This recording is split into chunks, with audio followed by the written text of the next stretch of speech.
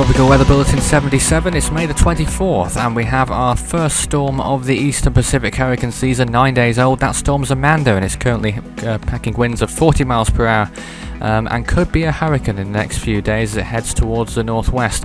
We also have one Invest 92B which is currently approaching the coast of Bangladesh and is not likely to form anymore. It had a chance earlier, but that chance has seemed to have disappeared. So let's take a look at the latest satellite imagery, the Western Pacific first of all. You can see a little disturbance going on to the south of Guam, but nothing that's likely to develop just yet, nothing that's been tagged as an invest, but you can see a few areas of disturbances there. But not too much going on right now, no storms of course. Moving on to the East Pacific, the Central Pacific first of all, you can see is fairly quiet right now, no real areas of interest in the whole central to eastern Pacific area until you get to Amanda, which has just become a tropical storm in the past few hours and is heading towards the northwest, and you can see has quite a bit of influence around it already. The North Atlantic is quiet as you'd expect for the time of year. The season hasn't officially started yet, but you do sometimes get the odd early season storm. Doesn't look like that's going to happen this year. You can see the Atlantic, the whole basin very quiet at the moment. And in the Indian Ocean, 92B there, the centre is just off to the east of where most of the weather associated with the system is, over the Bay of Bengal. Not too much moving over land, but the coast of India might get a few little bits of stormy weather coming ashore. So let's get straight to it then, taking a look at Amanda right now. It's a tropical storm, the first one of the Eastern Pacific season. It's 40 miles per hour, 1005 millibars in pressure. Current position as of 12 AM UTC is 11 degrees north, 108.8 degrees west, which puts it quite far to the southwest of Mexico at the moment, but it will draw closer over the next few days if the forecast is to be believed. So we're looking at gradual intensification over the next 36 to 48 hours, and we could see the storm become a hurricane in around 48 hours, a Category 1 storm. Maybe we'll see even more development occurring after that as well. I'm sure one of the models predicts at least a Category 1 hurricane, but that's what we're looking at, weakening on the latter end of the 5-day period as it heads towards the north. The remnants of the storm could affect Mexico, but we'll see about that in a few days' time. Current warnings in effect, nothing really directly related to the storm, but we do have a rain advisory in effect for the Mexican provinces of Guerrero and Oaxaca currently at the moment, so we could be seeing some heavy rain over that area, and we could see it extend further north towards those other provinces you see on your screen there too. Taking a look at the current sea surface temperatures then, first of all in the Pacific Ocean, you can see quite a lot of water just offshore the Mexican coastline, which is over 30 degrees Celsius. Don't forget, storms require around 26 degrees Celsius to maintain themselves and develop. There's plenty of that in abundance around where the storm Amanda is right now and will be for the next few days. In the Western Pacific and the Indian Ocean, same too here, very warm waters, 30 degrees or above in the South China Sea, in particular near the Philippines, and in the northern Bay of Bengal along the Bangladeshi coast, which is where that current invest is right now. So if anything, it could flare up some thunderstorms as it moves ashore. In the Atlantic, not too hot, 26 to 28 degrees is the highest you'll see here in the Caribbean Sea off the coast of Honduras and Nicaragua in that area. The rest of the Atlantic, 26 degrees, does extend quite a bit out into the open waters, but not that far, and halfway through the Gulf of Mexico as well. The current shear map then, this is the Indian Ocean.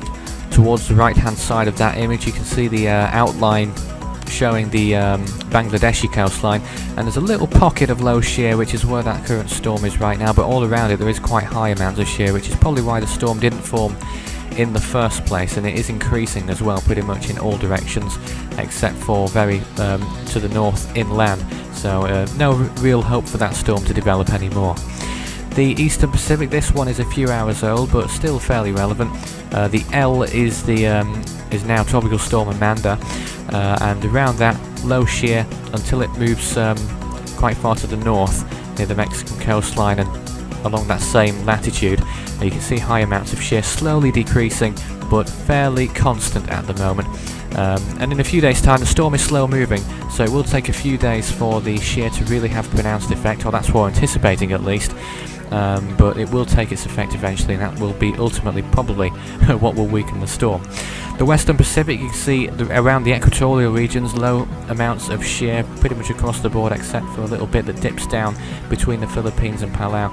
That system, well, it's barely a system yet, but area of interest to the south of Guam is currently under low shear environment, so perhaps we'll see a little bit of development out of that one, but we'll see. This is the water vapor map for the Eastern Pacific. You can see the storm Amanda, and you can see how it has quite a lot of influence around it in terms of water vapor. So dry air is not such an issue at the moment. The closest pocket of that is over the Baja California Peninsula, which is a few days travelling time for the storm away, so there certainly won't be a real issue from that just yet. So here is Amanda in all her glory. Floater imagery of the past few hours. You can see it slowly moving towards the northwest, and it certainly is tightening the central core of the storm. No sign of the eye or anything like that yet. That won't be until a day or two, if that indeed does happen at all. But you can certainly gauge the storm's movement slowly towards the northwest, and it will continue its slow movement. That's what we're expecting until it makes its turn to the north in around 48 hours, and then it will probably peak at that point and then progress towards the north, possibly accelerate even more, and then slowly weaken. But you can see there the storm is it's sort of displaced towards, biased towards the north-south, a little bit elongated. This is the model runs, the CMC. You can see it moving towards the north, and then you can actually see it stalling and then moving towards the southwest as another system forms to the south of Mexico as well, and could become a tropical storm or greater. The GFS has the storm moving towards the west, and then a bit of a abrupt turn towards the northeast and then north, and then dissipating just southwest of Mexico. No real hints of another storm on the back of that on the GFS model. The ECMWF has the storm moving towards the northwest and then north-northwest, and then stalling as well near those islands, this Socorro Island in particular, and then moving towards the southwest and then out to sea by the looks of things according to the ECMWF, but there won't be much left of it by then. The NavGem model, let's take a look at this one. The storm moving towards the northwest, pretty much what the official forecast track says, and then eventually curving towards the northeast, and remains to be seen whether it hits Mexico or whether it stalls like the other models suggest and turn back. The GFDL model rather is one for intensity. You can see the yellow outline on the right hand side there highlights the possibility that it could become a Category 2 storm in the next few days. That's certainly something to watch out for. The HWRF says the storm will be much weaker, and possibly due to the influence of another system that forms to its east, and could become another tropical storm. So we'll watch out for that one as well. This is the intensity guidelines, the forecast by a number of models. You can see the general consensus is as a strong tropical storm, possibly as a hurricane, and you can see how they predict the storm to move. The green line seems to be what the official forecast track has gone for now. Don't forget, this is I think it's actually a day old, this one now. It's the newest one I could find, so it's a little bit outdated. This is wind shear. This is rather important, how it predicts the wind shear. The blue line there, the HWRF isn't too keen at the moment for the next 2 days, has shear rising, but the others don't look too bad. And the sea surface temperatures, certainly no concerns for that over the next few days, for quite a while yet, because sea surface temperatures are very warm, 29 degrees plus where the storm's located right now. And the relative humidity certainly remaining above 60% for the next few days, which is definitely a good indicator for development as the storm progresses. So it will be the wind shear, it will probably be the real killer of the storm as it moves towards the north on day 4 and 5. So what happened on this day, May the 24th in 1970, Tropical Depression Alma made landfall in Cuba. In 83, Hurricane Adolph peaked as a Category 2 storm pictured. In 1987, Tropical Depression 1 formed in the Atlantic. And in 2000, Hurricane Aleta peaked as a Category 2 storm in the Eastern Pacific, much like Adolph did 17 years prior on the same day. Also on this day, more recently, 2002, Tropical Storm Alma, another one, formed in the Eastern Pacific. In 2003, Typhoon Chan-Hom peaked as a Category 4 storm in the West Pacific. Tropical Storm Linfa also formed on that day. And in 2012, Hurricane Bud peaked as a Category 3 storm in the Eastern Pacific. That was shortly before I started doing these video updates on storms. So you can track any storm that forms, indeed any that are currently going. That's Amanda. On the website force13.com/stormtracking.html is the main place for all your storm tracking needs around the world. Tracking Amanda and the Invest 92B and any future storms that we may see in the coming days and weeks and months and possibly years. And you can go through to all those individual pages. We have more information on each individual basin on each of their own individual pages. So for the East Pacific, you'll see Amanda and its track forecast. And you can also see our social pages, Facebook and Twitter. Just search Force 13 on both of those, updated regularly. You can see the West Pacific has also exhausted 5 names so far. The next one's Mitag. I wonder when we'll see that one.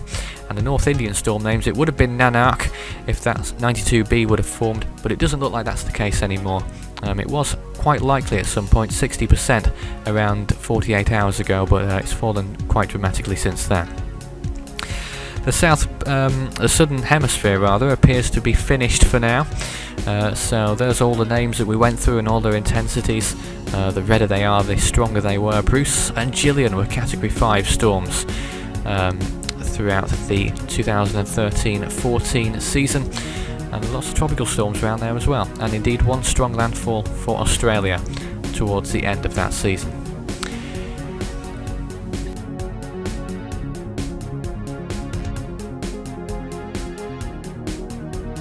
In between video updates, you can check out the website. Force13.com is the main site address. You can see it there with a dash between the Force and the 13 in numbers. Its other outlets, video sharing sites, YouTube and Dailymotion, Force 13 on both of those. Facebook and Twitter, as I said earlier, just search Force 13 on either of those. And you can add Fool 13 for tropical weather chat on Skype if you so wish.